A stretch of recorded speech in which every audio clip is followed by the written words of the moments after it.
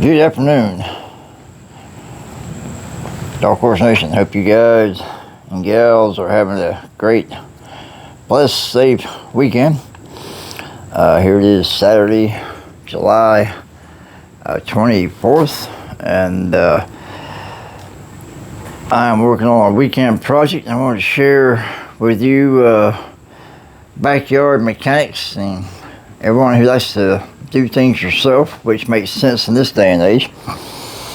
What I'm working on, guys, is a project from a couple weeks back. My Craftsman LT 1000 is a 1997 model. It got to where it would not start at all, and the compression is just like the starter could not turn the engine over. And I gotten to where I could palm the intake and it would crank, and it cranked several times, and then finally it just would not start whatsoever. The starter could not turn the engine over. This is a 17.5 horsepower overhead valve, Briggs and Stratton. And so I think anyone who has a Briggs and Stratton knows that they have issues when it comes to the camshaft release lever. And so this one, that's what it's turned out to be. After adjusting valves, it still would not work. And so, guys, I had to pull the engine apart, and as you can see, this old girl right here, she is in pieces, which is fine. I will get her back eventually. So I pulled the engine out and tore it apart, and this is the part that I pulled. This is the camshaft for a Briggs and Stratton. Okay. Now, for those of you who do not know how this works, I'm going to give you a little shot of this right here. So, off the main crankshaft, guys, which is this right here, okay, and then your piston is connected right here, okay. So when this crankshaft turns, the piston rod moves up and down, okay, and right here is your lifters. So your camshaft, when it rotates, the lobes on the cam, which is these and these, you have a lobe for the exhaust the exhaust valve, sorry, and you have a lobe for the intake valve, okay.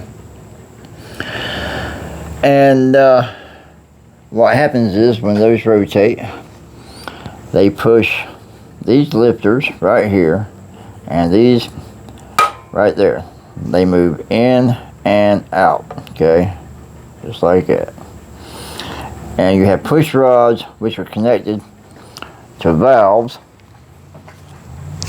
as you can see right here. Right here, here's the push rod. You have a steel one for the at the bottom, and then you have an aluminum one for the other one.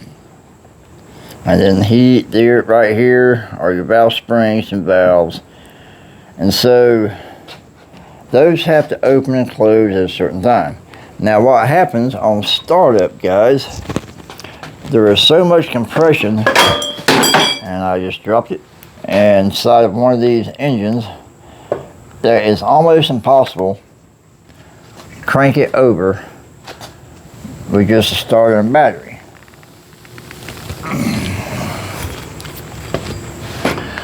And so you have what they call a compression release lever on your camshaft. Now, how this thing works is when, and I'm going to show you, I'm going to go through it really, really slow, if you guys can see. Right here, you have a lever, okay? Now, as you can see, this opens up right here. So, see how that opens, okay? Now, what happens is when it's closed all the way, you have a pin right here. And this pin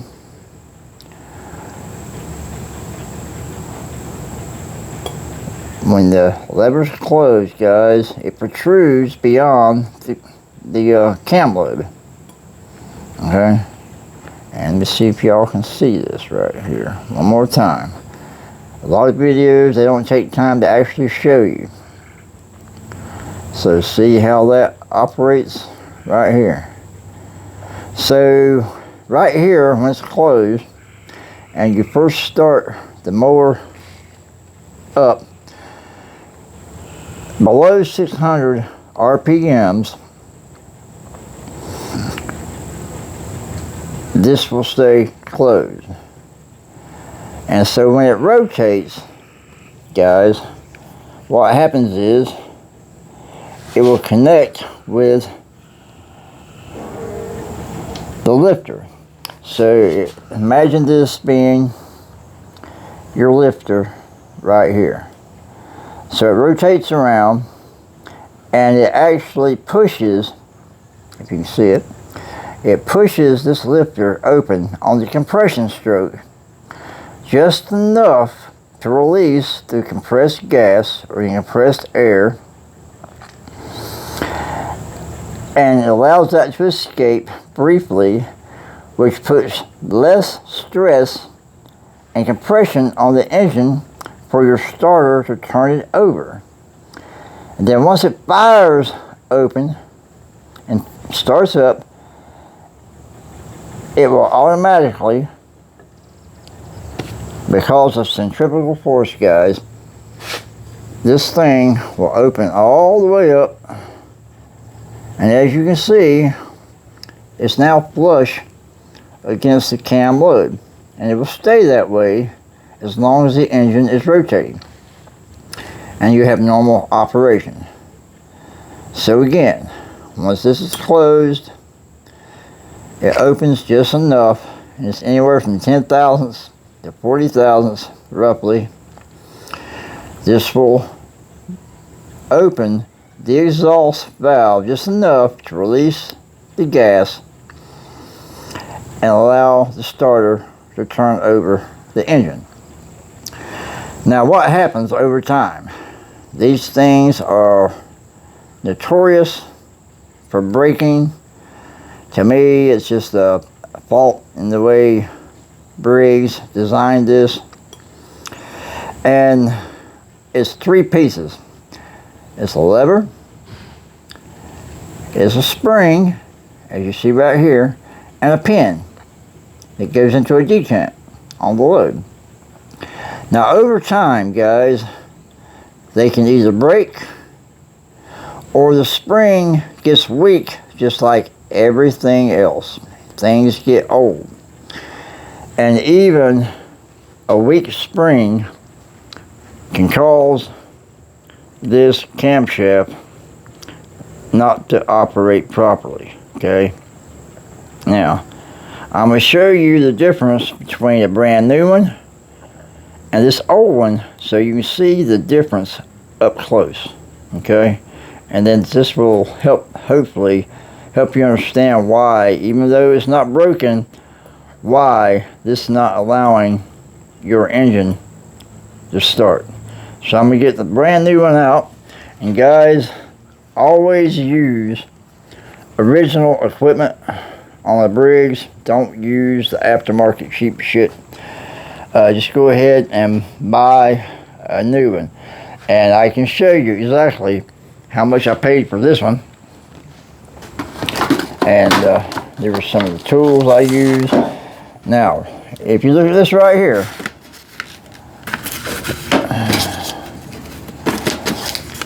right here, camshaft itself. And here are the part numbers.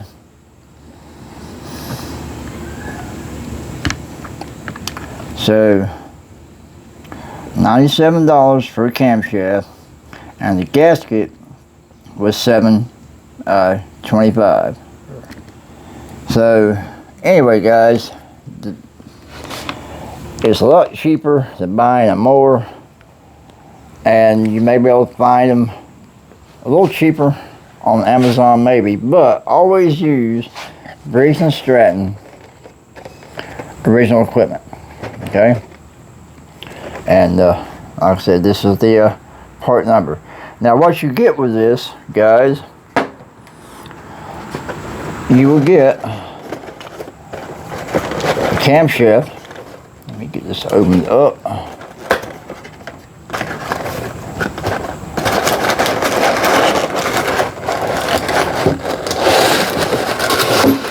Alright, so this is what you get right here.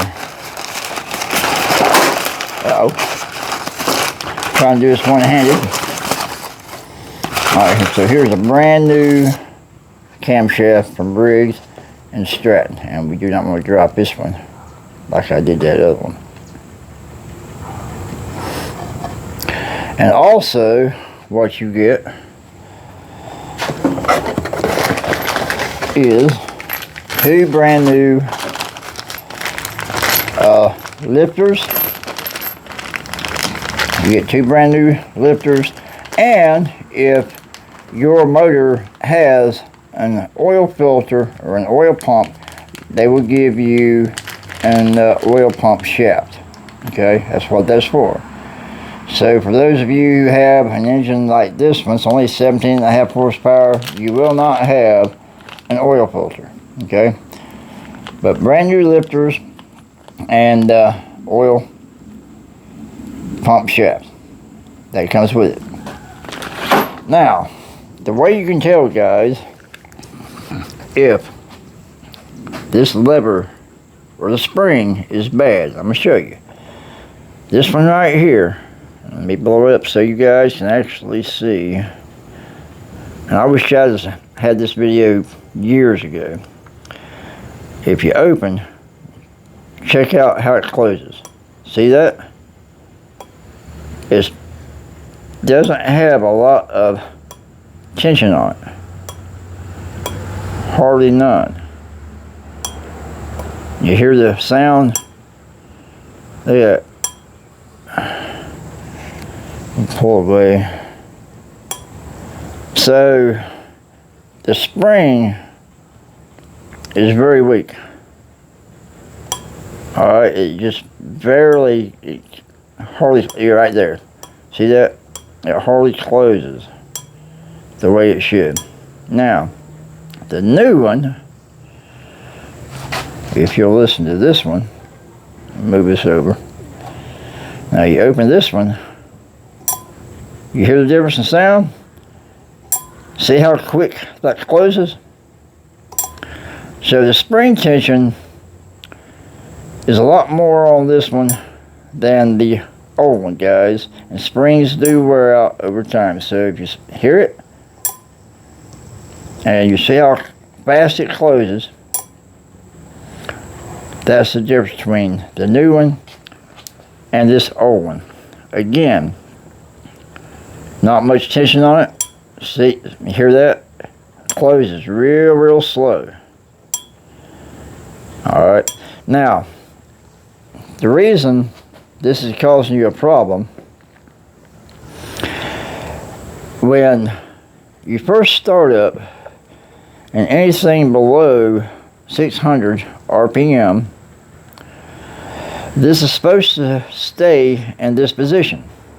That way when the cam lobe comes around and hits that lifter, it will open up that exhaust valve. Well, because this spring is so weak, centrifugal force, even below the 600 RPM, guys, it will force this to open prematurely, and the cam lobe comes around, does not release the compression, and the engine will not start.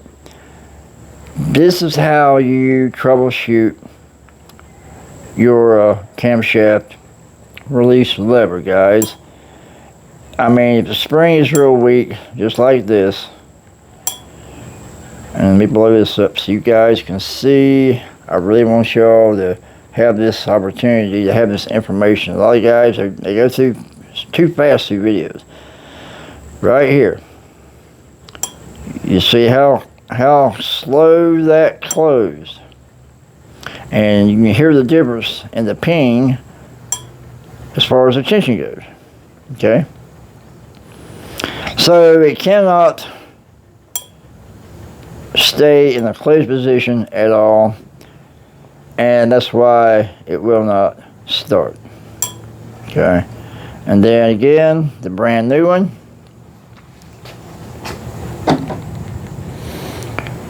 You see this right here? All right, you see how quick that closes. All right, and see right there, you hear the difference in the sound. So this one closes very quick, and that makes all the difference in your engine starting or not starting. Okay, so that's what I wanted to share with you guys today. You can troubleshoot these. The first thing you should always do, guys, is make sure your valve lash is good. And on these Briggs and Strattons, the exhaust should be 4 to 5 thousandths. Your intake at 6, and adjust that first before you rip down this engine, because it's a lot of work. And just to show you what I'm talking about, guys, I mean, just getting it off the deck, off the mower, is a pain, because you got to remove pulleys and everything else, belts, you know, and so it's a job.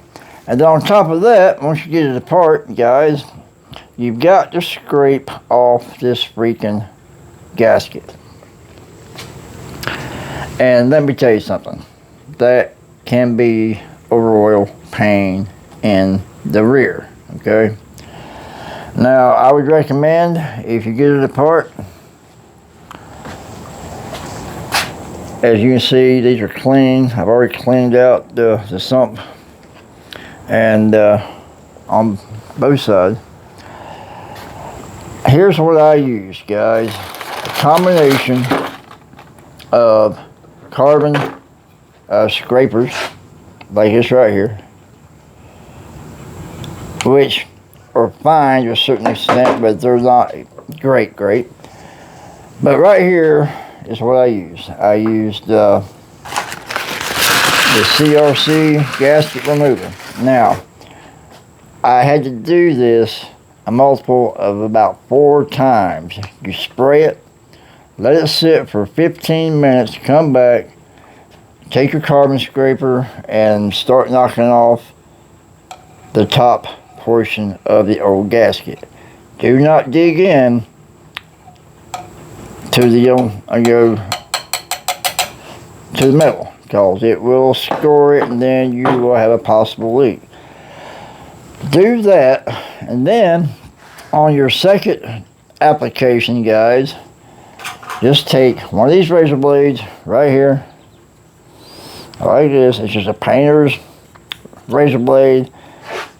Go to angle, just like this, okay?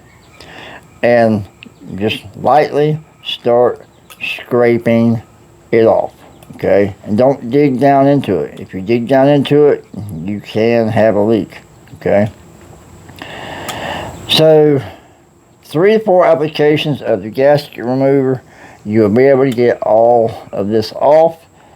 And also, what I like to use when I'm finally through, I'll take 600 grit sandpaper, guys, and just lightly go over this surface and finish up, then wipe everything's clean, then take compressed air and blow everything out. Because you're going to get gasket material in the sump and in here, so make sure you get all those pieces out. You don't want to leave anything inside. And so with that, guys, I just want to show you how to troubleshoot the cam release lever and the valve release lever. And so that's it, that in a nutshell. So I hope this is helpful. I'm gonna put this engine back together, guys, and it's a simple process. And just be sure to take pictures and things of that nature. So hopefully I can get this engine up and running in the next several days. And so I wanted to share. And so with that being said, guys, it's the weekend, and you know me, I'm gonna give you guys a big old toast. And so what do we say, Dark Horse Nation? Take a sip.